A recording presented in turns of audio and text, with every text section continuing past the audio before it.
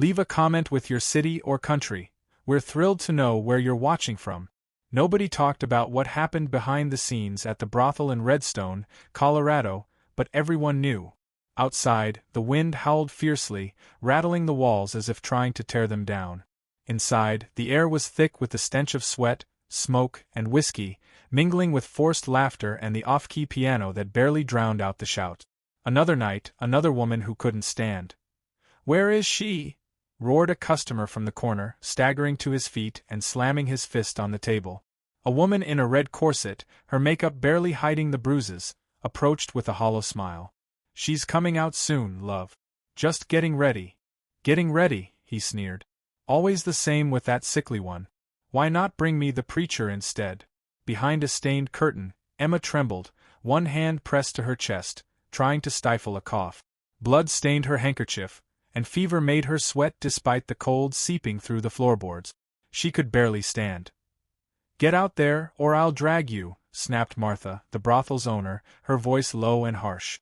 "I can't," Emma whispered, her words cut off by a sharp slap across her face. She stumbled, clutching the furniture, the bloody rag falling from her hand.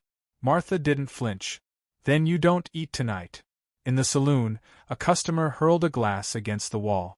Everyone pretended not to notice, except one man. Near the fireplace, a lone figure watched. Black coat, hat shadowing his face, eyes calm like a frozen river. He hadn't spoken since arriving in town, but now he stood. Martha didn't notice until he was at her side. "Are you going to kill her right here?" he asked, voice low. "What did you say?" she replied, caught off guard. "I asked if you planned to kill her." The room fell silent. Even the drunk at the bar stopped drinking. Martha glared, but he didn't waver. His hand reached into his coat, pulling out a stack of bills and placing it on the counter. "This enough?" he asked. She eyed the money suspiciously. "You buying her?" "I'm taking her," he said, and that was it. No explanations. He lifted Emma as if she weighed nothing. She didn't resist, she couldn't. Her head rested on his shoulder, her breath faint, smelling of cheap soap and blood. The door swung open, a gust of wind slicing through like a blade. No one stopped them. No one dared. The snow blanketed everything in Redstone, Colorado, erasing tracks, paths, and sounds. Only the crunch of horse hooves and the howling wind broke the silence as it wailed through the trees, as if the mountain itself was issuing a warning. James held the blanket tight around Emma's frail body. She was too light, barely a flicker of life in his arms. He kept her seated in front of him, wrapped in thick wool, her head resting against his chest. The horse plodded slowly, struggling through the icy trail. "Please," Emma murmured, eyes closed, "don't take me back." "You're not going back," James said, unsure if she heard him. The climb was grueling, with frost-covered trees lining the path like silent witnesses. The sky darkened as they reached a clearing. There, at the edge of the forest, stood a small wooden cabin, its roof sagging but sturdy, a faint wisp of smoke curling from the chimney. James dismounted, carrying Emma in his arms. The cold bit at her legs as he trudged through deep snow, his steps heavy but unwavering. Inside, the cabin was frigid, the fireplace dead, the darkness thick. He laid her gently on a cot by the window, then knelt to kindle a fire. With the patience of someone who'd endured many winters, he coaxed flames from pine and birch until warmth pushed back the shadows. He didn't fully undress her, just removed her soaked boots and dripping shawl, covering her with heavy blankets, making sure her feet were warm. From a cupboard, he pulled a small bag of dried herbs. His mother used to make teas for fever and chills. He brewed it, the scent of pine and sage filling the room. Kneeling beside her, he lifted her head gently and brought the warm cup to her lip. "Drink," he whispered. She stirred, sipping faintly, eyes half open with fever, then sank back into sleep. James stayed there, unmoving, listening to her shallow breaths, watching color slowly return to her cheeks, her face softening. He didn't think about tomorrow, only that tonight she wouldn't die alone. As the fire grew stronger, he sat nearby, not out of habit or duty, but just to be there if she needed someone when dawn came. When dawn broke in Redstone, Colorado, Emma woke to the soft crackle of burning wood. Her eyes snapped open, expecting a threat. The low wooden ceiling was unfamiliar, the log walls strange, the air thick with the scent of smoke and forest, warm, but no shouts, no chains, only silence. She sat up too quickly, a sharp pain stabbing her side. She gasped, clutching her bandaged ribs, her throat dry, lips cracked. Panic hit her. Where was she? Sold again? Another cage, easy, came a low, calm voice. She turned, trembling. In the corner, James carved at a piece of wood, not looking at her, his tone steady, not hostile. You're safe. You're in my cabin. Emma pulled the blanket to her chin, her body reacting before her mind could catch up. What is this? She asked. He glanced up briefly, his gray eyes like a storm but not cold, just full. You needed help. That's all. She swallowed hard. What do you want in return? Nothing, he said without hesitation. Not your story, not your gratitude. Stay until you're strong enough to decide. His voice was steady, no demands, no masked smiles. That, more than anything, threw her off. He didn't push, didn't control, just was. Emma lay back, watching him warily. 4 days they barely spoke. Outside, the wind dragged snow across the mountain, as if trying to erase the world. Inside, the cabin held warmth. James kept his distance, only appearing to chop wood, heat water, or leave a bowl of soup by her bed, sometimes thick with potatoes, sometimes thin with herbs, but always warm. He folded blankets she kicked off in her sleep, cleared empty cups without questions.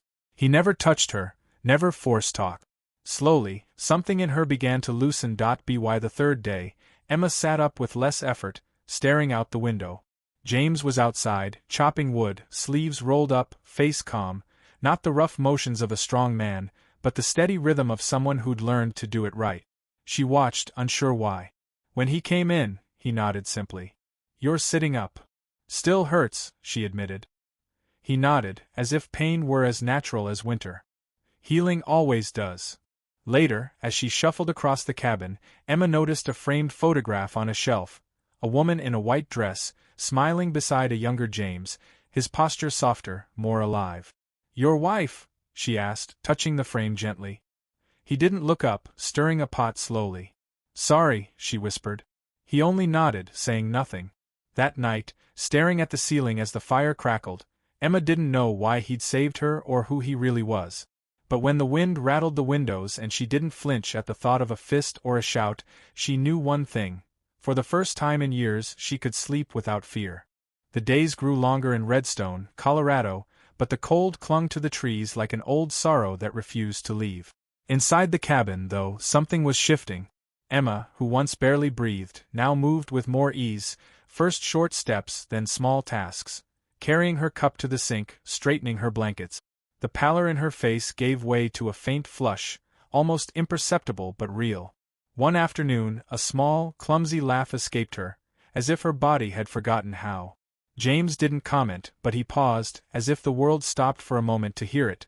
From that day, he began sharing bits of life on the hill, how to stack wood to dry properly, how to start a tricky fire with just the right mix of pine and birch, how to scatter grain for the chickens without startling them, how to brush the mare before the morning chill settled in her bones. He didn't lecture, didn't impose, just shared, like offering a piece of land to someone who'd been rootless too long. Mornings found them on the porch, Emma cradling her coffee cup, the heat seeping into her fingers as the valley vanished under icy fog. I never liked coffee, she murmured one day, a half-smile on her lips. James glanced sideways. And now? Still don't, she said, but I like how it feels.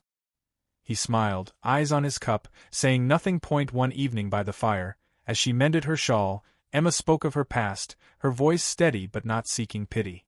She didn't look at him, just watched the needle weave through the fabric. My husband was Thomas. We were married 2 winters. He worked the mines in Silverton. They said it was a gas leak, that he didn't feel a thing. I didn't believe them. James didn't interrupt, didn't react. No savings, no family. A man I owed rent to said he knew a place I could earn money. I didn't know what kind of place until the doors locked. Her fingers fumbled the thread. She pressed her lips together. For a while, I wished I'd get sick. Thought dying might be a mercy. Silence. James rose, poured more coffee, and handed it to her. He didn't say, I'm sorry, or, how awful. He just offered warmth. I don't think dying's a mercy, he said finally. She looked up, and for the first time, she saw him. Really saw him. There was no judgment in his eyes, no pity, just understanding, as if their pains spoke the same language. From that moment something changed, easier, more human. Silences stopped feeling heavy, glances no longer dodged, and the cabin, once just a shelter, began to feel like a place she might stay. In Redstone, Colorado, the routine settled quietly, unplanned. Emma and James shared soups without much talk, laughed at a squirrel stealing bits of firewood, and worked side by side without needing to explain why. A new calm grew between them, not born of habit, but of what's found only after losing everything. At night, Emma read aloud from dusty books on a shelf, her voice steady. James carved wood, pretending focus, but his eyes rarely left her. Sometimes their hands brushed passing plates, sometimes their gazes lingered a second too long. Then the storm hit. The wind roared through the valley like a wounded beast, snow battering the windows with fury. The fire crackled fiercely when Emma's scream cut through. James dropped the log he held, crossing the room in 2 strides. She thrashed in bed, soaked in sweat, muttering between sleep and terror, "No, please, don't lock me up." He knelt beside her, placing a gentle hand on her wrist. "Emma," he said firmly, "you're here. You're safe." She didn't wake, but her breathing eased, her clenched hands softening. He hesitated, then wrapped her cold, trembling hand in his. He stayed there, silent, waiting out the nightmare. When she calmed, he didn't return to his chair. He stayed by her side, not as a protector or savior, but as someone who knew what it was to have no one when it mattered most. The next day, rumors swirled in Redstone. Stories twisted depending on the teller, but the whisper was the same. A stranger had taken Emma, vanished up the mountain. Martha spat on the saloon floor. "She was mine," she hissed, "and someone stole her." A week later, a reward poster appeared behind the general store's counter. $50 for the safe return of a fugitive woman, pale, young, sickly, but valuable. Silas Reed tore it down without a word. Once a bounty hunter, now just a dangerous man with debts and a gaze that had seen worse for less. He set out at dawn, armed with a revolver, thick rope, and a faint memory of Emma from when she still smiled. The snow was deep, but Silas could track. He spoke to a trapper, followed hoofprints along a frozen creek, found a bloody rag among the rocks. Then, in the distance, he saw it, thin smoke curling above the trees, pointing the way. He was close. In the hills above Redstone, Colorado, winter seemed frozen in time. James chopped wood with deliberate precision, not rushed, not routine, but like someone who knew the value of keeping hands busy while the mind wrestled with itself. Each log was stacked carefully, as if its order could tame something beyond the wood. The horse stirred in the stable, calm but alert. James sensed it, a sound that wasn't the wind, a footprint in the snow too deep, another near the fence, not his own. Instinct hit like lightning. He dropped the axe and slipped inside quietly. Emma stood by the fire, stirring a pot of stew, and greeted him with a soft, almost shy smile, one that bloomed when someone starts to feel they belong. He crossed the room in 2 steps. "Don't go outside," he said, not meeting her eyes. "What's wrong?" she asked, setting down the spoon. "Wolves," he said, but his tone hinted at something worse. He loaded the shotgun, checked his revolver, and secured the windows. Outside, snow fell again, slow and thick, as if the mountain held its breath. Hidden among the trees, Silas Reed watched the cabin, leaning against a pine. His hand rested on his revolver's grip, a half-smile under his mustache. He'd found her. Inside, Emma stayed close, watching James as he sat at the table, laying out his tools with ritual calm. He inspected each bullet, smoothed their edges, and placed them neatly on a cloth, not with anger, but with memory. She'd never seen him touch a gun, not for rabbits or foxes. He'd always preferred traps, silence. Now, something had shifted. "Have you done this before?" she asked, voice low. He didn't look up, just set the knife down and leaned back, eyes on the fire. "Fought for the South," he said quietly. "Joined at 17, thinking I was defending land, honor, all that you believe at first." A dry pause. "Then one day I woke with blood on my boots, a boy's, a farmer's, a man just trying to get home." His voice cracked faintly. "I was good at it, too good. After the war, I knew I wasn't anyone's son anymore. Came west to vanish." Emma hugged herself, not as a shield but to hold steady. "That's why you don't carry guns," she said. He nodded. "Swore I wouldn't. unless someone's life depended on it. She swallowed hard. You're not the only one who lost who they were. She took a deep breath. I was a wife. Sang while I cooked, read at night, wanted to plant flowers by my door. Then I was just a body, trapped in a place I couldn't leave. I forgot how my laugh sounded, how it felt to be me. Tears fell, and she wiped them angrily. He looked at her, his face unchanged but his eyes different. Standing, he stepped closer. If I could go back, he said firmly, knowing what I know, I'd still go to that town, and even knowing the cost, I'd take you with me. Emma opened her mouth but said nothing, words weren't needed. She'd heard what she'd longed to believe. She wasn't a burden, a debt, or a chance encounter. She was a choice, and he'd made it. Just then, the snow lashed the windows, and between the cold, their pasts, and the present, something unspoken but real bound them.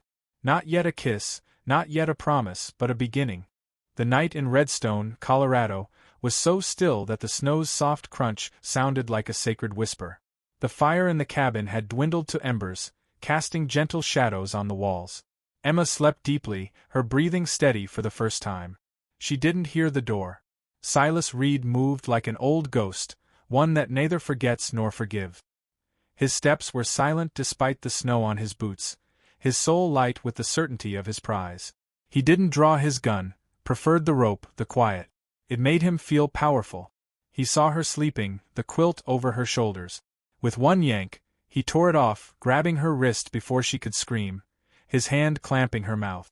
"Shoo, no fuss, girl," he muttered, like soothing a wild animal. Emma fought, kicked, but her body was still weak, barely fed. He bound her wrists with rough rope, treating her like cargo, not a person. "Caused a lot of trouble, darling," he said. $50 just for being alive. Imagine that. She glared, then bit him. He cursed, slapped her with his free hand.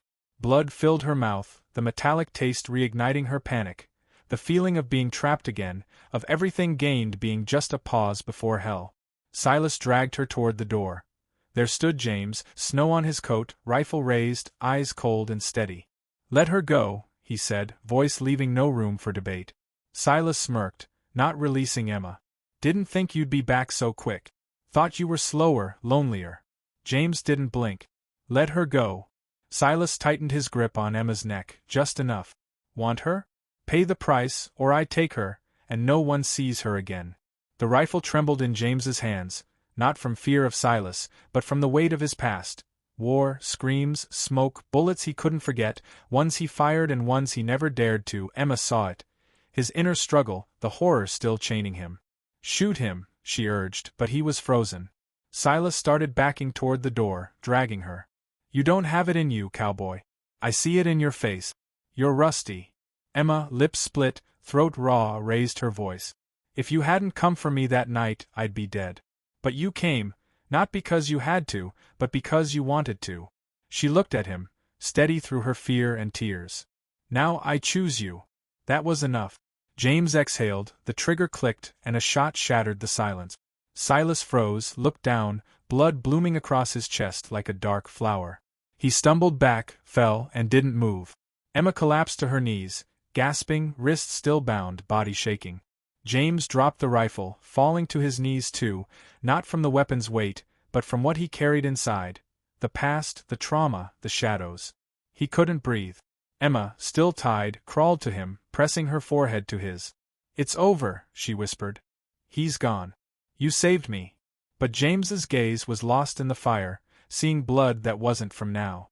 Her bound hands held his trembling ones, steady despite her marks. This time, she held him. Snow fell for days, but something thawed within. Emma's body grew stronger, her spirit mending. She walked firmer, slept better, though some nights her heart raced like she'd run a mile. James didn't speak, just let her hold his hand until it passed. She did, without shame, knowing some silences heal. Outside, the mountain stayed quiet. Inside, the cabin became a home.